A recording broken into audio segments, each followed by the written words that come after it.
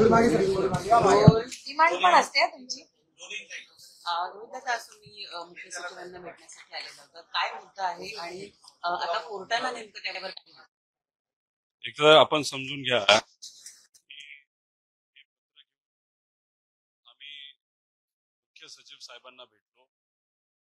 त्यांना भेटत असताना भावनाताई इथं आहेत, विकासभाऊ लवांडे असतील, रविभाऊ वरपे असतील, पंकज बोड असतील, आम्ही सर्वजण तिथं जाऊन त्यांना काही गोष्टी सांगितल्या. सगळ्यात महत्वाची गोष्ट सर्वांना माहिती आहे की सिडकोमध्ये जो 5,000 कोटीचा भ्रष्टाचार हा सिरसाटांनी केला, त्याबद्दल आम्ही पत्रकार परिषद घेतल्या, सिडकोच्या अधिकाऱ्यांना भेटलो, आंदोलन सगळं करत असताना आम्ही मुख्यमंत्र्यांना पत्र दिलं, पुरावे त्यांना दिले, सीएसला पत्र दिलं. आणि सगळ्या गोष्टी करत असताना सुप्रीम कोर्टला सुद्धा काही सामाजिक कार्यकर्ता संघटनांनी आम्ही सर्वांनी मिळून काही पत्र तिथे लिहिली होती. सगळ्यात चांगली गोष्ट अशी आहे की जेव्हा आम्ही सर्वसामान्य लोकांची सगळ्यांची अपेक्षा असते सरकारने त्याच्यावर प्रतिसाद दिला गेला पाहिजे, पण सरकार मीडियाच्या माध्यमातून राजकीय वक्तव्य करत फक्त काय बोलतोय पुरावे द्या. सर्व पुरावे आम्ही सोशल मीडिया आणि गुगल ड्राईव्हच्या मदतीने सरकारकडे पोहोचवले, पण त्याच्या बाबतीत अजून तरी काही झालेलं नाही. पण हे बघा, ही सेंट्रल एम्पॉवर्ड कमिटी जी या देशाचे सुप्रीम कोर्ट यांनी जी बनवलेली आहे, त्यांच्याकडनं एक पत्र या आंदोलनाचं आणि आमच्या पत्राचं दखल घेऊन एक पत्र सीएस साहेबांना आलेलं आहे की याच्यामध्ये स्पष्टपणे लिहिलेलं आहे की जमीन ही सरकारची आहे, ही जमीन सरकारची असताना बिवलकर परिवाराला दिलीच कशी, असे ताशिरे या पत्राच्या माध्यमातून सरकार, राज्य सरकारला सुप्रीम कोर्टाली म्हणजे सुप्रीम कोर्टाच्या कमिटी तिथं लगावलेले आहे. त्यामुळे आम्ही इथं असणाऱ्या सीएस साहेबांना भेटून त्यांना विनंती केली, या पत्राची दखल आपण घ्या. त्यांच्यापर्यंत ते पत्र पोहोचलं नव्हतं, पण आम्ही जे कमिटीचं पत्र हे सीएस साहेबांपर्यंत पोहोचवलंय. ऑफिसला त्यांचं नक्कीच ऑफिशियली सुद्धा आलं असेल. या बाबतीत ते काय करतात हे आपल्याला बघावं लागेल, पण सीएस साहेब हे सकारात्मक होते. याच्या आधी सुद्धा आम्ही जे पत्र हे सीएस साहेबांना दिलं होतं, ते पत्र त्यांच्या ऑफिसकडनं युडीला सुद्धा, युडी सेक्रेटरीला पण गेले आणि लॉ अँड ज्युडिशरीला पण गेलेलं आहे. पण जे लॉ अँड ज्युडिशरीने युडीला सांगितलेलं आहे की तुम्हीच या बाबतीतली माहिती रोहित पवारला आणि सर्व सामाजिक कार्यकर्त्यांना तिथं द्यावी. अजूनपर्यंत युडी विभागाकडनं आमच्याकडे कुठलीही माहिती जी आम्ही मागितलेली ती मिळालेली नाही. त्यामुळे कुठेतरी युडी डिपार्टमेंट ही माहिती लपवतंय का, असा सगळा प्रश्न आम्हा सगळ्यांना त्या ठिकाणी वाटतो. आणि हे पत्र जसं आम्ही देत होतो, याच्या बरोबरच अजून एक महत्वाचं पत्र हे सीएस साहेबांना आम्ही दिलेलं आहे आणि ते पत्र आहे आदरणीय पवार साहेबांचं. हा विषय कुठला आहे? हा विषय आहे पुणे एपीएमसीचा. हा मुद्दा कोणी उठवला? विकासजी लवांडे माझ्या बरोबर आहेत, त्यांनी हा मुद्दा तिथं उठवला होता. याच्यात काय काय घडतंय पुणे एपीएमसी मध्ये? याच्यामध्ये 300 कोटीपेक्षा जास्त रुपयाचा भ्रष्टाचार तिथं झालेला आहे. त्याच्याच बरोबर याच्यात आपण जर खोलात गेलो, त्याच्यामध्ये असेही काही विषय झालेले आहेत की पट्टीमध्ये गैरव्यवहार झालेला आहे. शेतकऱ्याला पट्ट्या खोट्या द्यायच्या, 4 रुपयाला एखादी गोष्ट शेतकऱ्याकडनं घ्यायची आणि ती 10 रुपयाला विकायची, म्हणजे कुठेतरी शेतकऱ्याचं नुकसान झालेलं आहे. त्याच्याच बरोबर तिथे असणारी जमीन जी कितीतरी कोटी रुपयाची ती कुठल्या तरी एका कंपनीला अशीच त्या ठिकाणी देऊन गेली. याच्यामध्ये तिथे असणारे सर्व सदस्य, सर्वच नाही पण काही सदस्य, त्याच्यामध्ये काही पदाधिकारी, हे एपीएमसीचे जे राजकीय पदाधिकारी ते याच्यामध्ये इन्व्हॉल्ड आहेत आणि काही अधिकारी इन्व्हॉल्ड आहेत. याच्यामध्ये आम्ही सांगितलं होतं इन्व्हेस्टिगेशन चांगलं करा, पण इन्व्हेस्टिगेशन अशाच व्यक्तीला तिथं दिले डीडीआरला जो तिथं भ्रष्टाचारामध्ये इन्व्हॉल्ड आहे असं लोकांचं मत आहे. म्हणजे चोरी करणाऱ्या व्यक्तीलाच तिथं पोलीस अधिकारी म्हणून बसवलंय असं आमच्या सगळ्यांचं मत आहे. त्यामुळे याच्यात लक्ष तुम्ही घाला असं सीएस साहेबांना आम्ही तिथं बोलवलं. हे पत्र आदरणीय पवार साहेबांनी, याच्याबरोबर विकास लवांडे यांचं पत्र हे सीएम साहेबांना सुद्धा दिलं आणि सेक्रेटरी साहेबांना सुद्धा दिलेलं आहे. या बाबतीत ते काय करतात हे आपल्या सर्वांना बघावं लागेल. मजेशीर बघा, हे सरकार पॉकेटमार सरकार आहे आणि एकदम मजेशीर सरकार आहे. याच्यामध्ये अधिकारी सुद्धा किती मजेशीर आहेत हे आपण सर्वांनी बघा. हे एक मी तुम्हाला आदेश दाखवतोय. पणन संचालय महाराष्ट्र राज्य पुणे, हे कधीच आहे? हे आहे 21 ऑगस्ट 29 ऑगस्ट 2025, म्हणजे काल परवाच हे पत्र आहे. या पत्रात कुणी हे पत्र काढलेलं आहे? ह्याच्यात विकास रसाळ नावाचे एक अधिकारी आहेत जे सध्या पणन संचालक पदावर कार्यरत आहे. या पत्राच्या माध्यमातून त्यांनी काय केलंय तर या अधिकाऱ्यांनी स्वतःची नियुक्ती ही मुंबई एपीएमसी वर केलेली आहे. मुंबई एपीएमसीच्या अंतर्गत नवी मुंबईची सुद्धा एपीएमसी येते हे आपल्या सर्वांना माहिती आहे. त्या एपीएमसीला वर्ल्ड लेवलची मार्केट बनवण्यासाठी एपीएमसी बनवण्यासाठी हजारो कोटी रुपयाचा खर्च तिथं केला जाणार आहे. त्याचं प्लॅनिंग केलं जाणार आहे. उलाढाल हजारो कोटीची हे आपल्या सर्वांना माहिती आहे. त्यामुळे तिथे असणारे जे सर्व सदस्य आहेत त्यांना तिथं थांबवण्यात आलेलं आहे.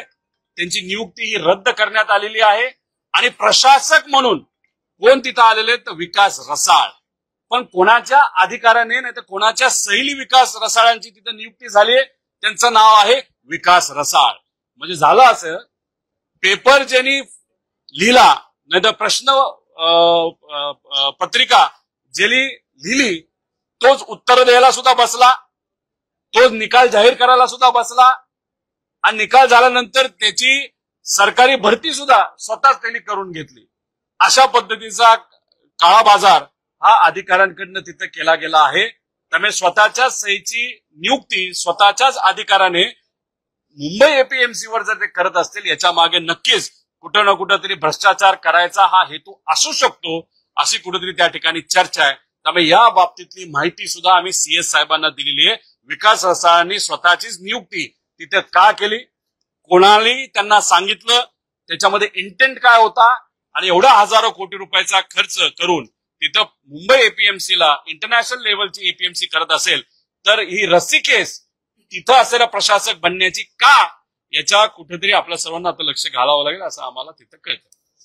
दादा संजय राऊत असा प्रश्न उपस्थित करतायत की मराठ्यांचं जे आंदोलन मुंबईमध्ये झालं त्या आंदोलनाला रसद कोणी पुरवलं? नाही, मी आंदोलनावर आपण चर्चा करू पण या बाबतीत कोणाला काही प्रश्न आहेत का?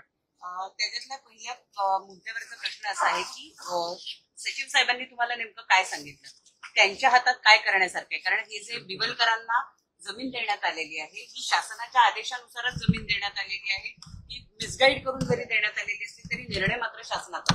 एक आपण समजून घ्या की सिडकोने अनेक वेळा बिवलकरांना जमीन देऊ नये अशी भूमिका ही लिखित घेतलेली आहे.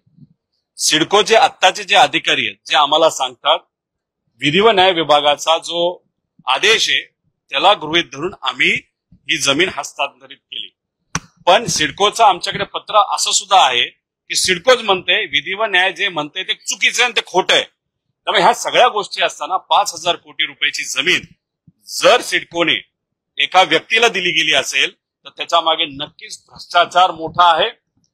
त्यामुळे ज्या लोकांना अक्कलच नाही तर पैसे खाण्या एवढीच अक्कल आहे त्याच लोकांचे कुठेतरी दाढ दुखत असावी असं मला वाटतंय.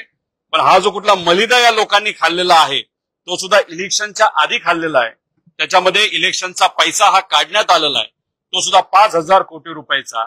या लोकांनी खाल्लेला मलिदा मात्र आम्ही तिथं पचून देणार नाही. त्यामुळे हे सुप्रीम कोर्टाने कॉन्स्टिट्यूट केलेली समिती आहे, सुप्रीम कोर्ट आली आणि सुप्रीम कोर्टात आता केस आहे. या कमिटीने जर सीएस साहेबांना पत्र लिहिलं असेल तर नक्कीच त्याची दखल हे सीएस साहेब घेतील. अधिकारी हे हुशार असतात, कुठं ते स्वतः अडकू नये याची भूमिका त्यांची नेहमी असते. त्यामुळे या सगळ्या गोष्टीकडे आपण बघता तर याच्यामध्ये फक्त आणि फक्त राजकीय दबावापोटी आणि चेअरमन जेव्हा सिरसाट तिथं होते त्यांनीच त्यांचा अधिकार वापरून ह्या सगळ्या गोष्टीला ओव्हररूल करून ही 5,000 कोटीची गरिबाची जमीन ही एका मोठ्या व्यक्तीला त्या ठिकाणी हस्तांतरित केली असं आमचं सगळ्यांचं मत आहे. एक तर याच्या आधी जे आम्ही पत्र दिलेलं होतं ते त्यांनी युडीला लिहिलेलं आहे. अर्बन डेव्हलपमेंट डिपार्टमेंटला एकनाथ शिंदे साहेबांचं जे डिपार्टमेंट आहे त्यांना त्यांनी पत्र लिहिलेलं आहे. त्याच्याच बरोबर लॉ अँड ज्युडिशरी जे लॉचं डिपार्टमेंट असतं या राज्याचं जे सीएम साहेबांच्या अंतर्गत आहे त्यांना सुद्धा पत्र लिहिलेलं आहे. ते लॉ डिपार्टमेंटने लगेच पत्र हे युडीला लिहिलेलं आहे. तुमच्याकडे सगळी माहिती आहे, तुम्ही ती माहिती द्या. पण युडी विभागाला गेल्या 10-15 दिवसामध्ये आम्हाला कुठलीही माहिती दिली नाही. त्यामुळे सीएस साहेबांना आम्ही सांगितली ती माहिती आम्हाला पाहिजे. आमच्याकडे माहिती आहे, आम्ही वेगळ्या पद्धतीने ती माहिती घेतली आहे पण आम्हाला ऑफिशियली ती माहिती सरकारकडनं का दिली जात नाही? आम्हाला तुम्ही पुरावे मागता, आम्ही ते पुरावे देतो.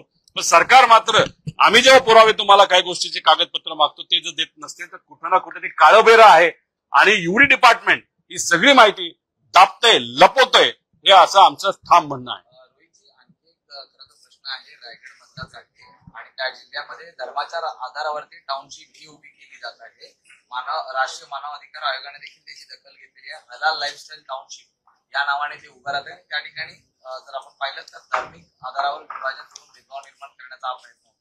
हे बघा, आपला देश संविधानाने चालतो. या देशामध्ये सर्व जाती धर्माची लोक राहतात. तसंच राज्यात राहतात, शहरात राहतात, जिल्ह्यात राहतात, तालुक्यात राहतात, गावात राहतात. त्यामुळे अशा पद्धतीने जर कुणी कुठल्याही समाजाचा एखादा मुद्दा घेऊन, जाती धर्माचा मुद्दा घेऊन एखादी टाउनशिप जर प्रमोट करत असेल ते संविधानाच्या विरोधात आहे. त्यामुळे सरकारने या बाबतीत कुठे ना कुठे निर्णय घ्यावा, कारवाई तिथे करावी. आम्ही कोणाचंही समर्थन करत नाही. जो संविधानाच्या विरोधात आणि जो जाती धर्माचा वापर हा पैसा कमवण्यासाठी करत असेल तर त्या सर्व लोकांच्या विचाराच्या विरोधात आम्ही सर्वजण आहोत. संजय राऊतांनी असं म्हटलेलं आहे की आंदोलनाला रसद कुणी पुरवली, त्यांचा रोख कुठेतरी एकनाथ शिंदेकडे आहे आणि तुमच्याकडे आहे. बघा, राऊत साहेबांनी हे स्टेटमेंट तिथं वापरलं असेल. त्यांचं टार्गेट, त्यांचा रोख कोणाकडे हे दुनियाला तिथं माहिती आहे. हे शासन पवारांचं शासन नाही, हे शासन महाविकास आघाडीचं शासन नाही. मग हे शासन आमचं नसेल तर हे शासन महायुतीचं आहे. मग महायुतीमध्ये होम डिपार्टमेंट कोणाकडे? देवेंद्र फडणवीस साहेबांकडे. जे काय आज बोललं जातं की ह्यांनी रसद पुरवली, तेली रसद पुरवली, ह्यांनी हे केलं, तेली ते केलं, मग होम डिपार्टमेंट झोपलंय का?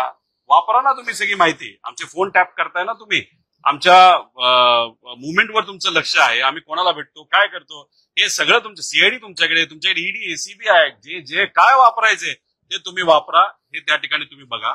फक्त एक गोष्ट असं आहे की कुणीही जर आंदोलन करत असेल, कुणी तिथं येत असेल तर आमच्या काही कार्यकर्त्यांनी, नाहीतर विविध पक्षांच्या कार्यकर्त्यांनी, सामाजिक कार्यकर्त्यांनी जर पाणी पाजलं असेल तर जेवणाचं नियोजन तिथं केलं असेल ते माणुसकीच्या नात्याने केलेलं आहे. कारण का सरकारला माहित होतं हे आंदोलन 3 महिन्यापूर्वी माहित होतं की हे आंदोलन 3 महिन्यानंतर होणार आहे. लोक इथं येणार आहेत. होम डिपार्टमेंट काही झोपलेलं डिपार्टमेंट नसतं. त्यांना माहित असतं की लोक काय 2-3 हजार नाही, लाखो लोक येणार आहेत. तर इथं जे महानगरपालिका आहेत त्यांना सांगून संडासाची सोय, टॉयलेटची सोय, पिण्याच्या पाण्याची सोय, तिथं पाऊस चालू होता, तिथं आडोशाची सोय, ह्या सगळ्या गोष्टी कुठे ना कुठेतरी करायला पाहिजे होत्या, ज्या दुर्दैवाने सरकारकडनं झाल्या नाहीत. आणि म्हणून मुस्लिम समाजाचे लोक असतील, इतरही समाजाचे लोक असतील, इतर मराठा समाज असेल, बाकी इतर काही मायक्रो ओबीसी लोकांनी सुद्धा तुम्ही जर बघितलं असेल, माणुसकीच्या नात्याने इथं जेवण, प्यायला पाणी, कपडे, पावसात कोणी भिजत असेल तर छत्र्या, अशा काही गोष्टी तिथं दिलेल्या आहेत. त्यामुळे राऊत साहेब जे बोलतात त्यांचा राजकीय टार्गेट हे दुसरं कोणीतरी असावं. आणि आम्ही खुल्लं तिथं म्हणत आहोत, जर तुम्हाला इन्व्हेस्टिगेशन करायची ते तुम्ही इन्व्हेस्टिगेशन करा, पण ह्या सर्व राजकीय इन्व्हेस्टिगेशन मध्ये वेळ घालवण्यापेक्षा आज जो आमचा शेतकरी, कष्टकरी, युवा, विद्यार्थी, महिला सुरक्षेचे प्रश्न या राज्यामध्ये जे मोठ्या प्रमाणात तिथं सगळ्यांसमोर आहेत ते सोडवण्यासाठी जरा ताकद वापरली असते योग्य ठरतं. सरकारने कोणी प्रमाणपत्र देण्यासाठी जो GR काढला त्याला आव्हान देण्यासाठी आता छगन भुजबळ सुद्धा तयारीला आणि लागले. संभ्रम आहे. आणि मुळात त्यांनी या दोन्ही नाराजी समाज व्यक्त म्हणतायत केली की आम्हाला आहे. फसवलेलं आहे. GR काढताना दोन्ही विश्वासात समाजांमध्ये संभ्रम आहे. हे बघा, कमिटीमध्ये महाजन साहेब जे ओबीसी नेता आहेत ते स्वतः तिथं होते. मुख्यमंत्री साहेब हे मुख्यमंत्री राज्याचे, त्यामुळे कमिटी काय करते हे मुख्यमंत्र्यांना माहित होतं.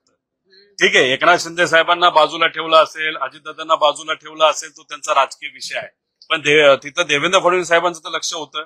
आणि जेव्हा व्यासपीठावर उपोषण सोडवण्यात येत होतं तेव्हा जयकुमार गोरेजी जे मंत्री आहेत, ओबीसी नेते, ते सुद्धा तिथं होते. म्हणजे मराठा नेते होते, ओबीसी नेते होते, आणि सगळ्यांनी मिळून एक पत्र जे काय राज्य सरकारकडनं तिथं दिलं ते जरांगे भाऊंना मान्य होतं, तिथे असणाऱ्या कार्यकर्त्यांना मान्य होतं. म्हणजे सर्वमान्य चर्चा तिथं झाली, तिथं सर्वमान्य GR हा काढण्यात आला. तर मला असं वाटतं की जे काही 2 महिन्यापूर्वी तुम्ही करायला पाहिजे होते आत्ता केलं. कारण का आमच्या सगळ्यांची मागणी हे जे सर्व समाजाला मान्य तुम्ही GR काढत असाल तर 2 वर्षापूर्वीच तो काढायला पाहिजे होता. उगाच ओबीसी विरुद्ध मराठा हे वातावरण फक्त इलेक्शन जिंकण्यासाठी भाजप आणि महायुतीकडनं तिथं करण्यात आलं. आता ही अशी परिस्थिती असताना भुजबळ साहेब हे सरकारमध्ये आहेत. आता तिथं जयकुमार गोरे आणि महाजन साहेब हे तिथं होते चर्चेत, देवेंद्र फडणवीस साहेब तिथं चर्चेत होते. आता मग हे तुम्ही सरकारमध्ये मंत्री असताना तुम्ही का चर्चा करत नाही? का आधी तिथं बोललं जात नाही?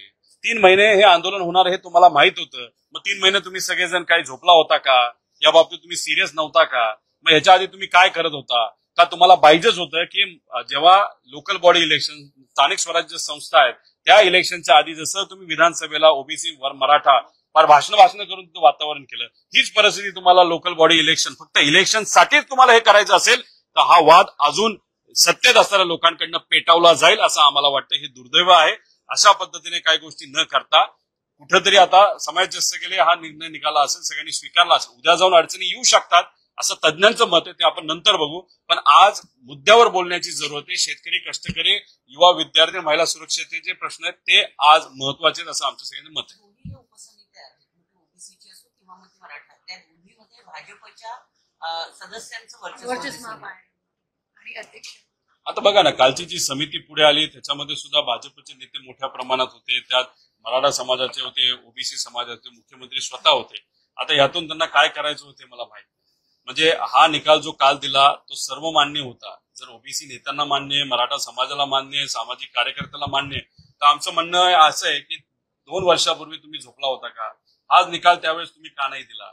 मग इथं कुठेतरी तुम्ही राजकीय दृष्टिकोनातून तुम्ही 3 मित्र पक्ष आहात, एकामेकाचा राजकीय दृष्टिकोनात जिरवण्याचं काम तुम्ही इथे करत आहात का? त्यामुळे हे जे काय चाललंय ना, की या सरकारमध्ये जे 3 पार्ट्या आहेत ते कुठे एका पेजवर नाहीयेत, एका विचाराने काम करत नाहीत, फक्त एकामेकाचे कपडे काढणं आणि तिथं राजकीय पद्धतीने कुठेतरी खेळी खेळणं याच्यातच हे सगळे गुंतलेले आहेत. त्यांना न मराठ्याचं पडलंय, न ओबीसीचं पडलंय, न अल्पसंख्याकचं पडलंय, न एससी एसटी कुठल्याही समाजाचं, न शेतकरी कष्टकरी, न कोणाचंही पडलेलं नाही. ह्यांना काय पडले?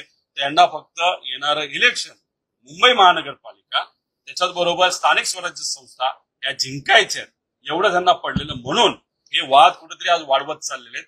मुंबईमध्ये लोक येणार हे माहित होतं, तरी मुंबईकरांना अडचण व्हावी या दृष्टिकोनातून सुद्धा सरकारकडनं काय ना काहीतरी पावलं ही उचलली गेली होती. हे जे आंदोलन आहे ते बदनाम व्हावं यासाठी काही पावलं उचलली गेली होती. आणि हा जो निकाल आला तो 3 महिन्यापूर्वी आला असता, आंदोलन होण्यापूर्वी आला असता, तर आम्ही म्हणलो असतो सरकार नक्कीच माणुसकीच्या नात्याने इथं काम करते, पण चाणक्य नीती दाखवण्याच्या नादात महाराष्ट्राचं मात्र आणि समाजाचं मात्र इथं मोठ्या प्रमाणात नुकसान झालंय असं आपल्याला म्हणावं लागतं. शिवसेनेचे जे नेते आहेत मिलिंद देवरा यांनी मुख्यमंत्र्यांना पत्र लिहिल्याने असं म्हटलंय की अलीकडच्या काळात मुंबईमध्ये जे आंदोलन झालं त्यामुळे मुंबई ही ठप्प झालेली होती. आता एसओपीने हे सुनिश्चित केलं पाहिजे की महाराष्ट्राचं राजकीय आणि आर्थिक तांत्रिक केंद्र जे आहे ते लकवाग्रस्त होणार नाही, हे आम्हाला आश्वासित केलं पाहिजे. ते मोठ्या घराण्यातून येतात, त्यांना या राज्यामध्ये काय चाललंय हे कदाचित माहिती नसावं. त्याच्याच बरोबर त्यांनी एकनाथ शिंदे साहेबांना पत्र लिहिण्यापेक्षा देवेंद्र फडणवीस साहेबांना लिहायला पाहिजे होतं. त्याचं मुख्य कारण फडणवीसांना लिहिलं असेल तर योग्य केलं, कारण ते स्वतः होम मिनिस्टर आहे.